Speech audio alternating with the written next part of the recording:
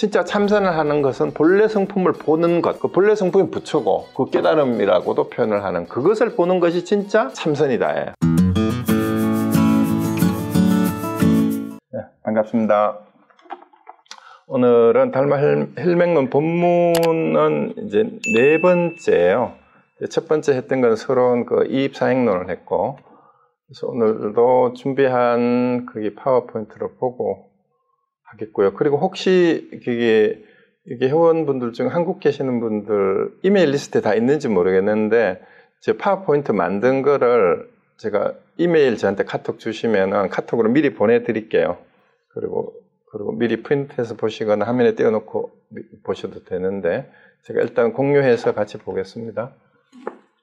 자, 오늘 제목이 헬맹론 본문에 나오는 마지막 부분, 오늘 할 마지막 부분에 나오는 구절인데, 이 주제가 계속 견성이에요. 이제 우리 앞부분에 제일 처음에 했던 게 마음 밖에서 찾지 말아였고, 그 다음에 견성해야 부처다라고 얘기를 했고, 지난번에는 마음이 부처이니까 마음 외에 밖에 있는 형상을 예배하지 말아라. 그것이 부처 형상이든 보살의 형상이든. 그래서 왜 바깥에 있는 대상에게 예배를 하지 말아야 되는가 하는 이유를 이제 오늘 얘기를 한 다음에, 이제 오늘은 이제 견성을 하면 승속하고 관계없이 견성한 사람이 부처고, 견성하지 못했으면 출가자라 하더라도 외도다, 이렇게 달마대사가 아예 단적으로 잘라서 얘기를 합니다. 그럼 이제 지난번에 했던 강의가 마음이 부처이기 때문에 자기 마음을 두고 다른 불보살을 예배할 필요가 없다, 이렇게 얘기를 했습니다. 그러면은 그 이유를 이어서 설명을 하는 게 이제 오늘 이어지는 본문입니다. 왜 이제 질문을 하죠. 어찌하여 부처님과 보살들께 절을 하지 말라고 하십니까? 그래서 우리 일반적으로 불교 신자가 되면, 또 사찰에 방문을 하게 되면 스님들이 제일 먼저 큰 법당으로 안내를 해서 법당에 인사를 먼저 하고 오라고 그래요. 스님한테도 인사 먼저 하지 말고. 그러는데 이제 달마대사는 불보살께 절하지 마라, 이렇게 얘기하면, 이제 형식적인 사찰 예절에 길들여진 불교 신자들은 왜 달마대사는 부처님에게 절을 하지 말라고 하는가, 의문을 당연히 가질 수가 있습니다. 그리고 또 하루 중에 승려들도 법당에 나아가서 예배를 드리면서 6번씩 정식으로 하면은 이제 그 예불을 하면서 절을 합니다. 근데 왜 절을 하지 말라고 합니까? 라고 이제 묻는 겁니다. 그게 달마의 답입니다. 하늘의 마왕 파순과 아수라가 신통을 나투어 모두가 부처와 보살의 모습을 지어서 갖가지 변화를 보이지만, 그들은 외도이지 모두 부처가 아니다. 부처란 스스로의 마음이니 그릇되게 예배하지 말라. 이제 앞에서 나왔던 얘기를 다시 하는 겁니다. 부처는 네 마음이 부처다. 그런데 왜 바깥에 있는 형상에다가 예배를 하느냐, 그 얘기입니다. 심지어 살아있는 것처럼 보여도 전부 다 마구니가 변화한 모습이지 부처는 아니다라고 얘기를 합니다. 그래서 이거는 아주 심플해요. 그래서 마음이 부처이기 때문에 내 마음 위에 다른 것을 예경하지 말아라 하는 그런 얘기인데, 몇 번 이제 달마대사가 관심론에서 얘기한 그 예배에 대한 설명을 드렸는데, 그 원문이 요거예요. 관심론을 제가 요약을 해서 하려고 했는데 별로 할 필요가 없을 것 같아요. 중간중간 인용을 합니다. 예는 공경이고 배는 굴복이다. 참성품을 공경하고 무명을 굴복시키는 것을 이름하여 예배라고 한다. 이렇게 분명하게 예배에 대한 개념 규정을 정확하게 해요, 달마대사가. 글자 하나하나를, 예는 공경이고, 예자 경야, 배자 복야, 배는 굴복이라는 거죠. 그런데 뭘 굴복하고 뭘 이제 공경하고 뭘 굴복하느냐.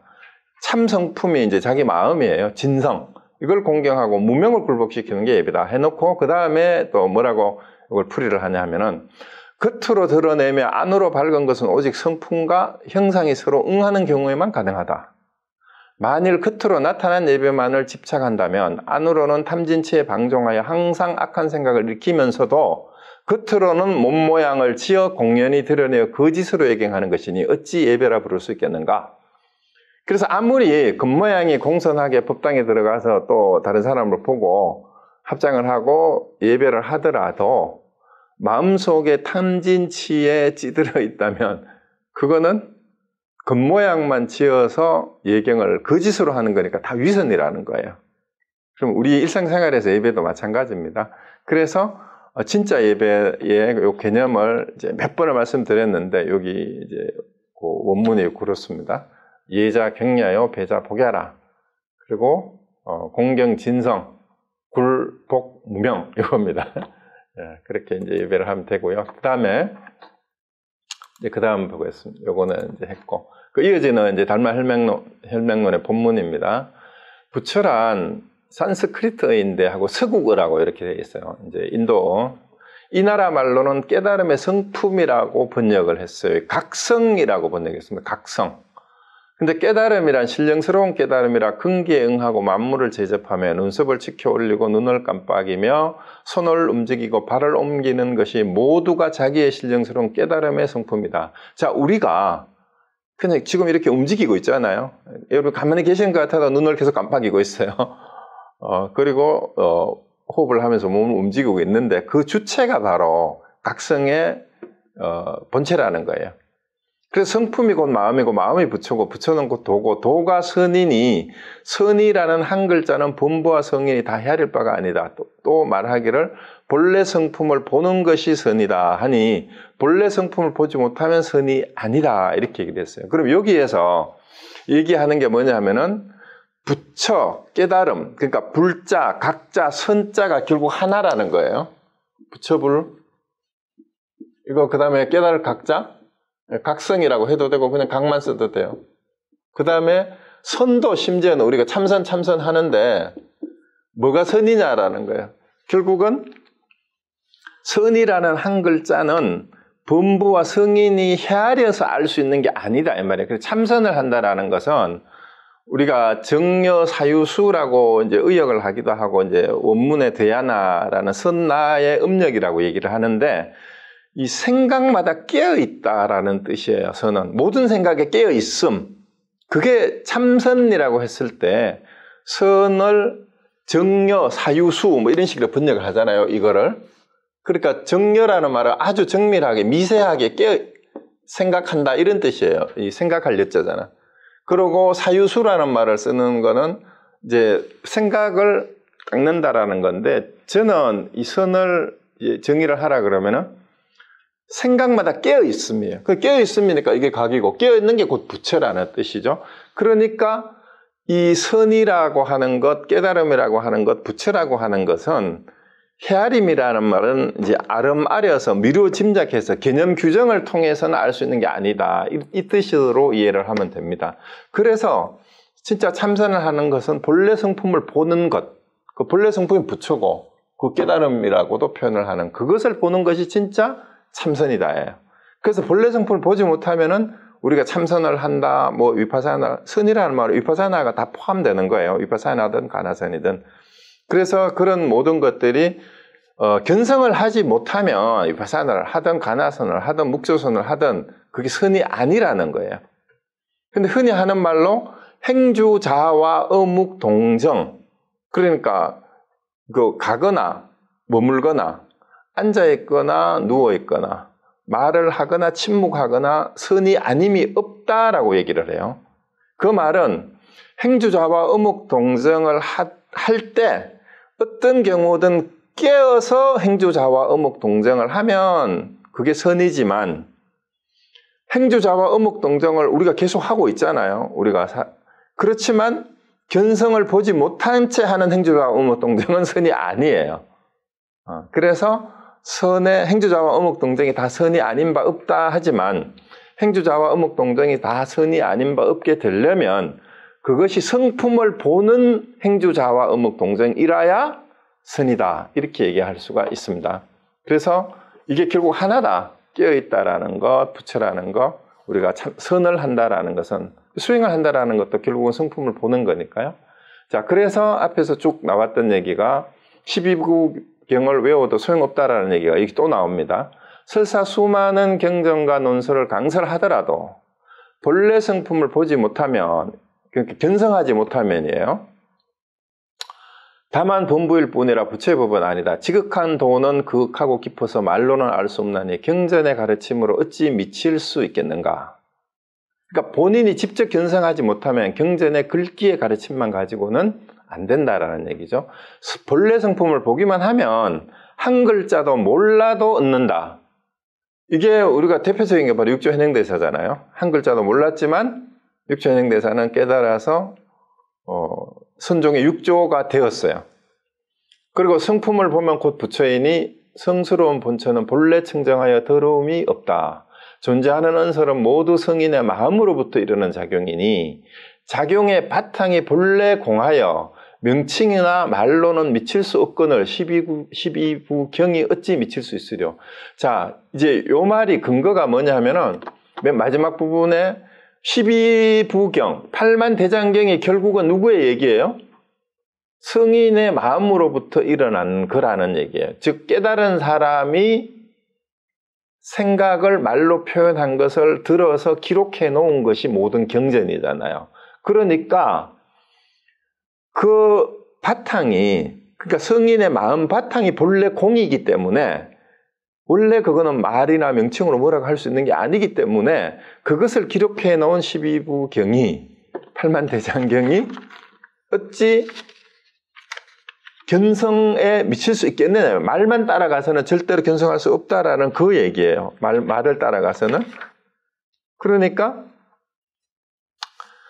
이제 여기서는 견성하는 것 외에는 경전을 아무리 해박하게 강설을 하더라도 읽는 거를 넘어서 해설을 하는 수준에 가더라도 그거는 견성하고는 관계없다라는 그런 얘기가 이제 대놓고 하는 얘기입니다. 그래서 이제 이런 얘기를 하면은 재밌는 고사들이 많이 떠오르죠. 불교 공부를 하신 분들은.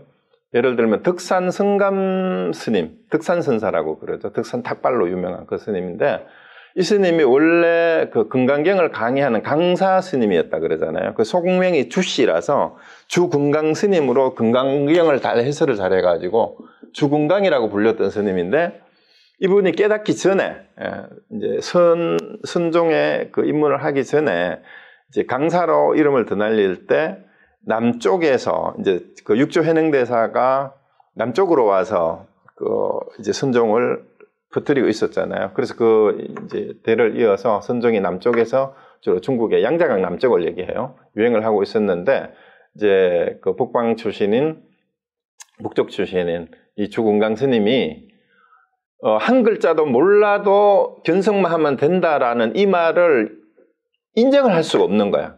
자기들은 출가해가지고 출가하기 전부터 문자를 깨치고 공부를 하고 엄청 이제 요즘으로 치면은 이제 대학도 다니고 대학원 박사과정까지 마쳤는데 글자도 한글도 모르는 무식한 놈들이 견성만 하면 된다라고 하니까 내 이런 무식한 놈들을 혼내줘야지 하고 늘 강사들은 이제 그런 마음이 있어서 이제 선종을 무시하고 있었어요. 그래서 이 주금강 스님이 이 선사들을 혼을 내기 위해서 이제 마침 그 근처에 용담숭신 선사라는 사람이 선사로서 유명하다는 얘기를 듣고 이제 그 사람을 혼내주기 위해서 찾아가죠. 찾아가는 길에 여러분 잘 알다시피 그 전에도 이 얘기 몇 번 했어요. 떡 파는 노파를 만나가지고 금강경 그 구절을 이제 질문을 받고는 떡을 못 얻어 먹잖아, 그죠? 그래서 떡 파는 노파가 이제 점심 요기하게 떡 좀 주시오, 떡 좀 파시오 하니까 스님 보고 그 스님 뒤에 그 바랑에 메고 있는 게 뭐예요 하니까 금강경 소초다. 금강경 주석서예요. 그러면 내가 질문을 할 테니까 이 질문에 답을 하시면 떡을 그저 내가 공양을 해드리겠지만 만약에 답을 못하면 떡을 팔지 않겠소 하는 그 얘기는 아시잖아, 그죠? 그래서 그 얘기가 뭐냐 하면은 과거신 불가등, 현재신 불가등, 미래신 불가등. 과거의 마음도 현재의 마음도 미래의 마음도 얻을 수 없다 했는데 금강경에 점심하겠다니 스님은 어느 마음에 점을 찍으려 하시오 하니까 말문이 막혀서 떡을 못 먹고 그냥 갔잖아요, 그죠?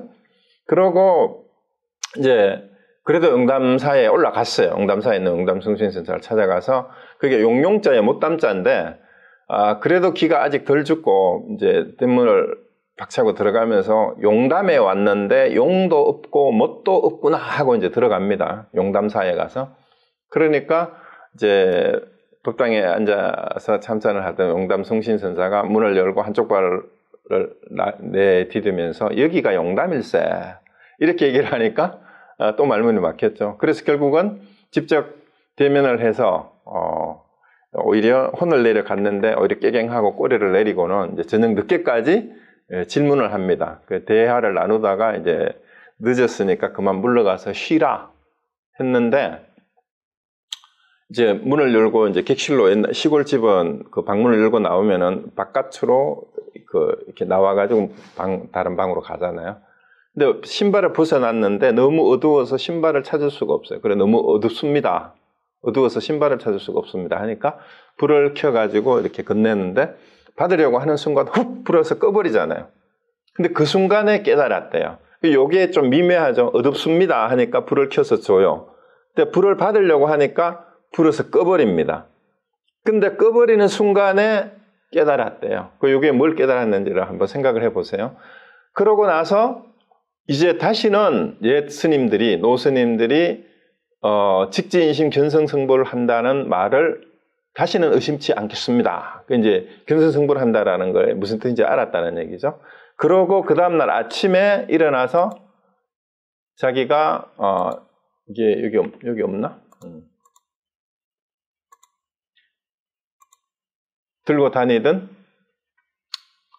메고 다니던 금강경 소처를 불태워버립니다. 불태워버리면서 분다한 논이는 흑원 가운데 떨어진 한 오락이 머리카락과 같으며 모든 재능을 자랑하는 것은 바다에 떨어진 한 방울 물과 같다.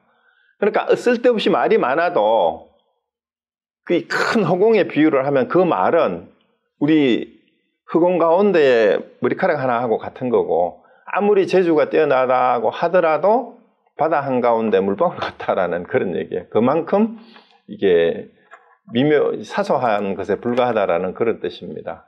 그렇게 해서 이제 나중에 덕산은 그래서 용담 숭신선사가 이름을 바꿔주죠. 덕산이 이제 덕산이라고 해라. 너로부터 크게 법을 떨치리라 해가지고 그 밑에 많은 제자들이 나와요. 암두스님하고 설봉스님 같은 분이 이제 아주 도인들이 나오죠. 그랬습니다. 그래서 경전의 가르침으로는 미칠 수 없다라는 얘기 수도 없이 계속 반복해서 듣습니다. 자, 그 다음에 보겠습니다. 도는 본래 원만이 이루어져 닦고 증득함이 필요하지 않으며 소리나 빛이 아니라 미묘하여 보기 어렵다. 사람이 물을 마시면 차고 더운 것을 스스로가 알지만 남을 향해서 설명할 수 없는 것과 같다. 오직 열에만이 알 수 있고 그 밖에 인간이나 하늘 등의 무리들은 도무지 깨달아 알지 못한다. 본부는 지혜가 미치지 못함으로 형상에 집착하기 때문에 스스로의 마음이 본래 비고 고요한 줄 알지 못하고 망령되이 형상과 온갖 법에 집착하여 곧 외도에 떨어지게 된다. 이렇게 얘기를 했습니다. 자, 그래서 여기서도 간단해요. 물을 자기가 마셔보면 물맛도 알고 차고 더운지를 아는데 마셔보지도 못하고 물에 대해서 이러쿵저러쿵 얘기만 하고 있으면은 그것이 무슨 소용이 있겠느냐라는 그런 얘기입니다. 그래서 물 박사가 물에 관한 논문을 써서 물로 박사학위를 받았다 하더라도 물을 직접 마셔보지 않고는 그 물맛을 알 수가 없습니다. 그래서 그거하고 똑같은 거예요. 그래서 견성하지 못하면 그래서 불교학 박사가 깨달음하고는 관계없을 수가 있어요. 그래서 굉장히 많은 지식을 가지고 있고 불교학과 교수라고 하더라도 깨달음하고는 전혀 무관할 수가 있습니다. 오히려 그 안다는 것이 방해가 돼요. 내가 불교 공부를 많이 했다, 내가 불교학 박사 학위가 있다, 교수다 라고 하는 것 때문에, 심지어 스님도 마찬가지예요. 스님이다, 내가 불교학 박사다, 불교학 교수다라는 것 때문에 수행을 하지 않으면 깨달음을 못하고, 그러다가 보니까 남을 자꾸 가르치려고만 들고 자기가 배울 생각을 하지 않아요. 그래서 학력이 높은 사람이 공부를 못하는 이유, 자기가 알고 남을 가르치려 들기 때문에 자기가 남한테 배우려고 하지 않습니다. 그래서 오히려 학력이 높을수록 견성하기가 더 어렵다라는 얘기가 그래서 나오는 겁니다. 그래서 그거 다 버려야 돼요. 그래서 그 외에 이제 모든 형상에 집착하는다라는 얘기는 계속해서 나오는데요. 형상에 집착을 하게 되면 그 외형에 자꾸 집착을 해서 형식에 치우치게 돼요. 심지어는 저도 한때 학교에 있을 때 학회에 가거나 이러면 논문을 써야 되는데 논문의 형식을 요구해요. 학술지에 논문을 실으려면. 내용보다 학술지에서는 형식을 갖추어야 돼요. 물론 이제 누구처럼 그냥 아무 데서나 뺏기고 각주도 안 달고 그러면 안 되죠. 그래서 그런 기본적인 형식은 갖춰야 되지만 이게 학술 논문의 형식 때문에 진짜 중요한 내용의 논의는 뒷전으로 가버리는 그런 경우가 이 제도권 내에서는 허다한 경우가 참 많습니다. 그래서 형상에 집착하는 것 때문에 제대로 수행이 되지 않는 경우가 참 많습니다. 그래서 여기 지난번에 제가 한번 말씀드렸던 건데요. 백장스님 연가 천도개송이라고 우리가 그 장례식이나 천도제를 제사를 지내거나 이럴 때 꼭 그 스님들이 우리 한국 스님들이 그 예불을 할 때 요 구절이 나와요. 또 요 구절을 잘 한번 보세요. 영광도교 행탈런지 체류진사 불구문자 심성무현 본자문서 여기까지 보면 지금 방금 봤던 우리 달마헬명론의 본문 여기하고 내용이 비슷하죠. 돈은 본래 원만에 이루어져 있고 요 내용하고 똑같아요. 그래서 신련수령 강명이라는 말이 결국 마음에 대한 비유예요. 깨달음에 대한 비유예요. 그리고 형탈 근진이라는 말은 육군 육진을 다 벗어나 있다 이 말이거든요. 육군 육진은 아시죠? 육군은 색성량 미촉법, 육군은 안이비설신이, 육진은 색성량 미촉법이에요. 그러니까 우리 몸에 갖춰져 있는 감각기관의 이 기관이나 그 대상이 되는 거하고는 관계없다 이 말이에요. 그리고 본체가 바로 마음이에요. 여기서 말하는. 이거는 문자로 표현할 수 있는 게 아니고, 그리고 물듦도 없으니까 본래 스스로 원만하다 이 말입니다. 그런데 그렇기 때문에 다만 망령된 인연만념이면 그것이 곧 유한 부처이다 했는데, 이게 승가에서는 이 문자에 걸림이 없고 본래 스스로 원만히 이루어졌다 해놓고 뒤에 두 구절을 갖다 붙였는데 이게 그냥 때가 묻은 게 돼버렸어요. 그래서 이 불자에 때가 묻었다 했는데 불자보다 더 뛰어난 글자를 놓아보라 그랬어요. 무슨 말이냐 하면 잘 나가다가 문장을 망쳐버렸어요. 도리 어긋나게 돼버렸어요. 왜 어디에 어긋나느냐? 문자에 걸리는 게 있어요. 그래서 어떻게 해야 그 문자에 걸리는 걸 다시 벗어나는 문맥으로 되살려내야 돼. 그러니까 불자를 여기다가 놓으면 그걸 되살려낼 수가 없어요. 그래서 불자 대신 다른 글자를 집어넣고 문맥에 어긋나지 않게 한번 요거를 개성을 바로 잡아봐라라는 게 이것도 하드예요. 그래서 이거를 여러분이 한번 해보세요. 요 불자 대신에 위에 나오는 다른 글자를 여기에 갖다 넣으면 됩니다. 대입을 한번 열심히 해보세요. 그런데 이 글자를 가지고 대입을 한다고 되는 게 아니고 여러분이 견성을 해야 돼요. 견성을 한다는 게 뭐냐 하면은 요 안에 위에서 쭉 얘기하고 있는 뜻이 바로 마음에 와닿아서 이건 당연히 이거지라고 탁 그냥 뒤집어서 나와야 됩니다. 그래서 요거를 제가 이게 지난번에도 말씀을 드리고 요걸 한 번 더 해보라고 하는 이유는 뭐냐 하면은요. 우리가 견성을 한다는 것은 끊임없이 자기를 돌아봐야 되고 그다음 앞에서 계속해서 마음은 어떻다라는 설명을 계속 하는데 마음에 대한 설명이 혈맥론에서도 계속 나오잖아요. 문자에 걸림이 없고 그냥 그 자체로 스스로 존재하고 이런 얘기 계속 나오는데 그런 구절을 들으면 이것도 경전의 일종이잖아요. 이제 논서잖아요. 또 그런 구절만 기억을 해요. 자꾸.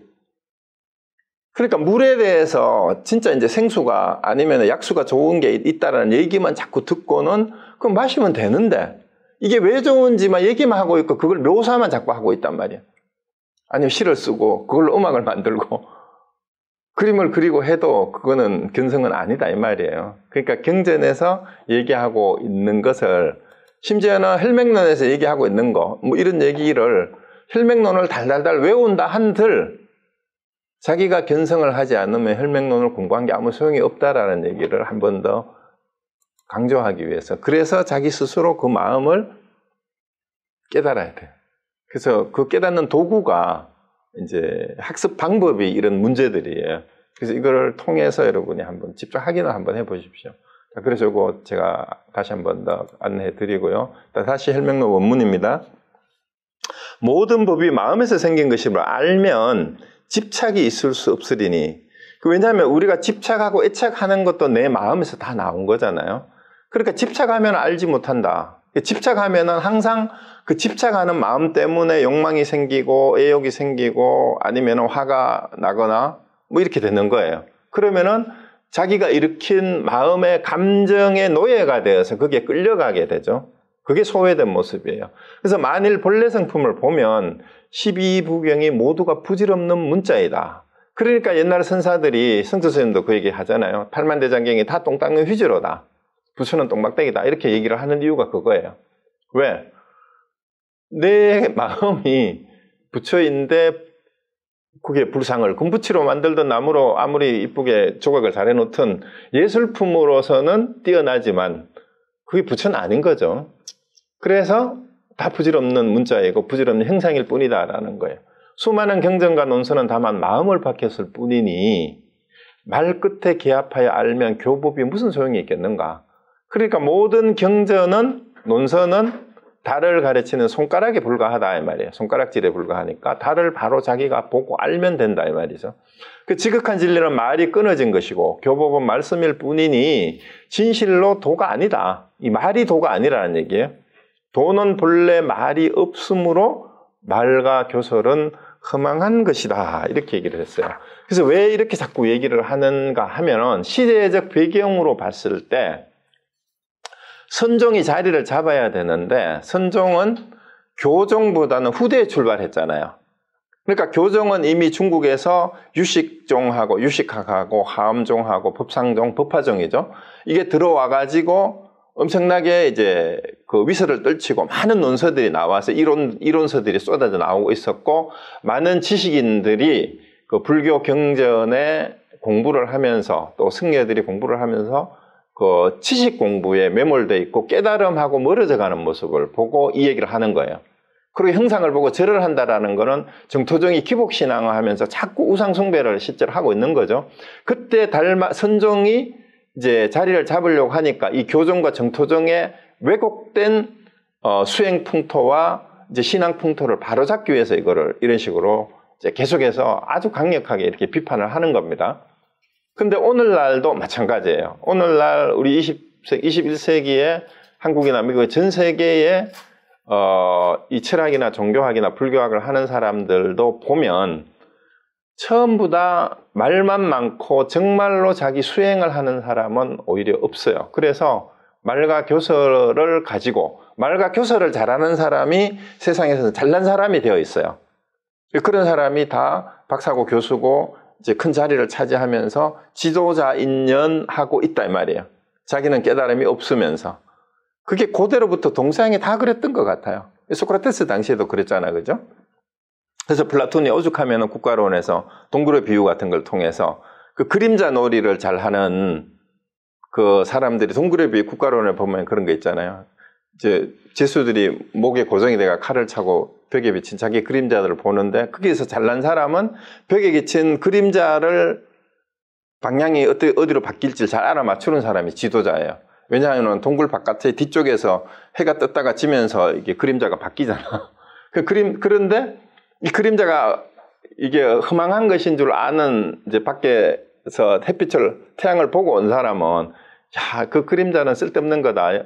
이렇게 이제 아무리 얘기를 해도 밖으로 나가자. 강명천지가 있다 얘기를 하니까 그게 자꾸 엉뚱한 소리 한다고 혹세무민한다고 죽이잖아요. 그게 이제 소크라테스를 그 독배를 마시고 죽게 했던 비유를 동결부를 통해서 플라톤이 국가론에서 고발을 하는 내용인데 이 그림자예요. 말과 교설은. 그런데 이거를 잘 아는 사람들이 세상에는 잘난 사람이고 똑똑한 사람이 되어 있다 이 말입니다.